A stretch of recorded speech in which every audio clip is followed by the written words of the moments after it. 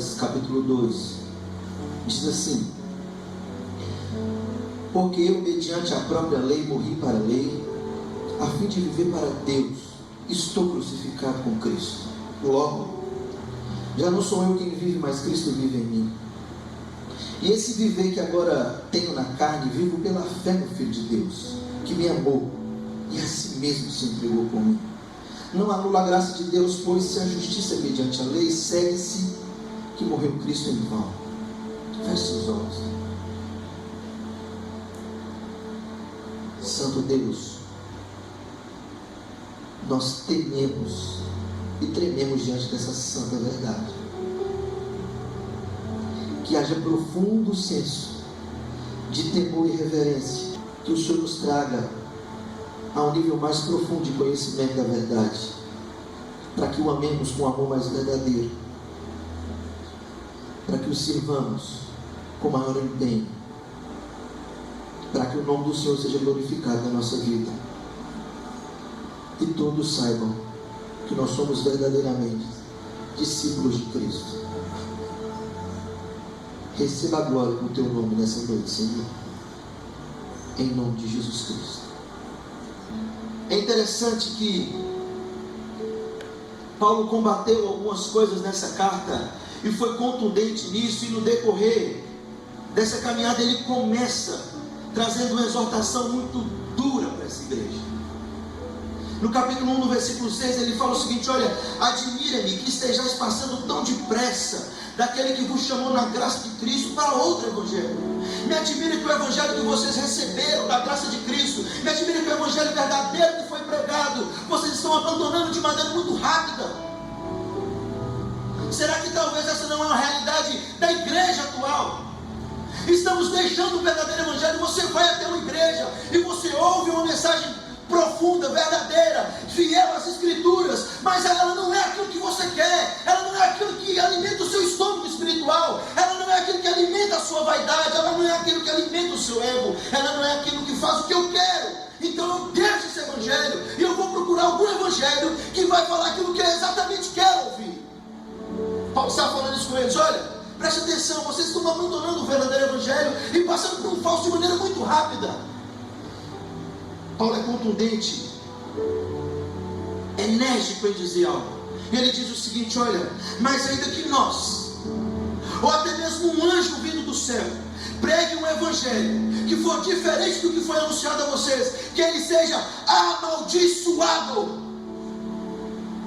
anátema, que ele seja maldito para sempre, que ele seja condenado eternamente. É isso que Paulo está falando.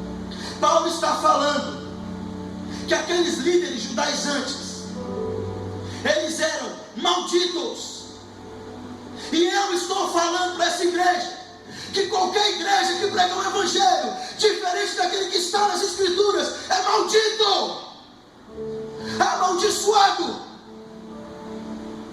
Transformar e trocar o Deus eterno por bens ou riquezas materiais, transformar e trocar o evangelho, o santo evangelho do Deus eterno, por aquilo que você quer ouvir, ou que eu quero ouvir, transformando o santo evangelho de Cristo Jesus, tirando o foco de Cristo e o levando para prodígios e sinais, diminuindo o sangue de Cristo e elevando o sangue de homens pecadores, imundos, sujos pelo pecado. Quando tentaram fazer isso, transformar o templo do Senhor em uma praça de negócios, Jesus pega um chicote e começa a expulsar todos de dentro, chicoteando todos, derrubando as mesas. É isso que está faltando na igreja brasileira. Estão defraudando o evangelho, estão prostituindo a noiva de Cristo, estão prostituindo e tratando a noiva como prostituta, aonde se passa apenas alguns momentos de prazer dentro da igreja, mas quando eu chego na minha casa e sou confrontado com o evangelho, eu falo sim para o pecado e não para Cristo. É isso que Paulo estava combatendo na igreja da Galácia. É a liberdade em Cristo Jesus que deu lugar para muitos pecarem, e não é assim que ele tratou, e não é assim que ele disse. Não, pastor, nós estamos na graça, pastor. Paulo combateu tanto o legalismo judaico na carta de Gálatas, quanto combateu a libertinagem dos gentios. Eu posso ir onde eu quero, pastor, ouvir o que eu quiser, falar o que eu quiser. Não, você não pode mais falar. Você não entendeu a liberdade cristã.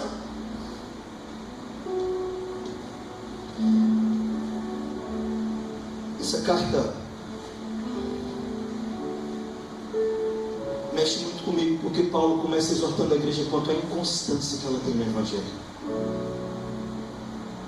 Como nós somos inconstantes no Evangelho. Um dia queremos tanto a Cristo, outro dia queremos tanto o pecado, um dia queremos tanto estar na igreja orando e buscando a Deus, outro dia nós queremos tanto estar numa festa onde as músicas que tocam cultuam a Satanás, onde a bebida que é apresentada cultua a Satanás, onde que aquilo que é falado, aquilo que é feito, onde as pessoas se vestem como Satanás quer, onde as pessoas falam o que o diabo quer, e nós estamos naquele lugar e queremos estar ali. Agora eu vivo, não mais eu, mas Cristo vive em mim. É muito lindo. Colocamos as nossas camisas de congressos. Cristo vive em mim. Nos banners das igrejas, Cristo vive em mim. Mas não temos noção do que talvez seja Cristo viver em nós. Preste atenção. Se Cristo vive em mim, isso quer dizer que agora já não sou eu mais quem vivo. Isso quer dizer que agora os meus olhos já não são mais os meus olhos. Isso quer dizer que agora os meus olhos são os olhos de Cristo. Deus, Cristo não olha para qualquer lugar. Os olhos de Cristo não podem se desviar para a prostituição, nem para a pornografia. Como você tem coragem de afirmar que Cristo vive em você? Se os seus olhos agora se inclinam para o que é mal, Cristo não vive em nós. Porque se vivesse, os meus olhos seriam bons. Os meus olhos não contemplariam mal. Os meus olhos não se desviariam para aquilo que é mal. Mateus capítulo 6, versículo 22. São os olhos a lâmpada do corpo. Se os seus olhos forem bons, todo o teu corpo é bom. Se Cristo vive nos meus olhos, irmão, eu não posso cobiçar uma mulher do próximo. Se Cristo vive nos meus olhos, filho, eu não posso me desviar para olhar para nenhuma mulher. Pastor, isso é impossível. Não é. Jó capítulo 31, versículo 1. Fiz uma aliança com os meus olhos, de não desviar para nenhuma donzela com cobiça. Se Cristo vive nos meus olhos, irmão, os meus olhos não são altivos. Provérbios capítulo 6, versículo 17, Salomão faz uma lista de coisas que aborrecem o Senhor. E ele começa a sua lista falando o seguinte: olha, olhos altivos. Olhos que olham para aquilo que é grande e desejam aquilo que é grande e só focam naquilo que é grande. E não interessa quando eu vou passar por cima de alguém, mas eu vou alcançar o que eu quero. Essas coisas aborrecem ao Senhor. Se Cristo vive em você, o seu olho não é altivo. Muito pelo contrário, ele é humilde.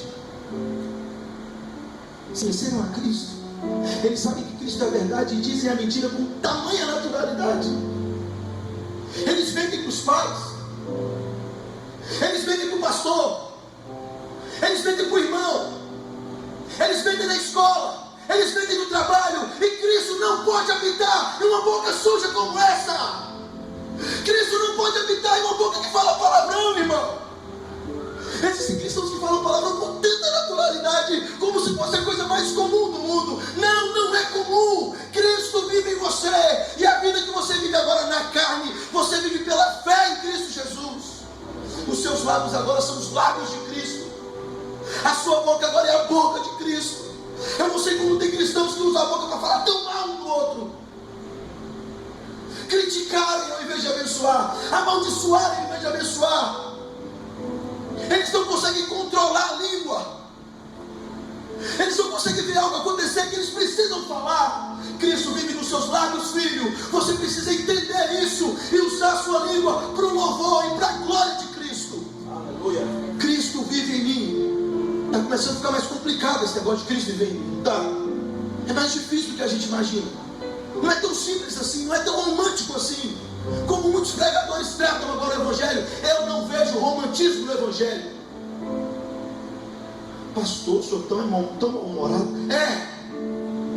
Então me mostra qual é o romantismo do Evangelho de Paulo. Vou te mostrar qual é o Evangelho de Paulo, o romantismo dele. Ele mesmo disse: fui açoitado uma quarentena menos uma, fui naufragado, passei fome, passei frio, tiraram a minha roupa, me lançaram em prisões. Qual o romantismo desse Evangelho, irmão? Irmãos, a expectativa do seu coração deve ser Cristo em nós, Cristo em mim. Por favor, Senhor, muda o meu temperamento. Por favor, Senhor, cativa os meus olhos, aquilo que é puro, aquilo que é santo, aquilo que é agradável. Por favor, Senhor, usa os meus lábios como instrumento de justiça. Por favor, Senhor, usa as minhas mãos para tocar e ajudar a levantar aqueles que estão abatidos.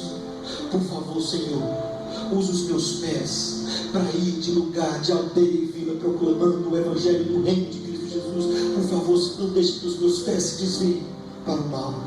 Se Cristo vive em nós, Cristo vive em nós por completo.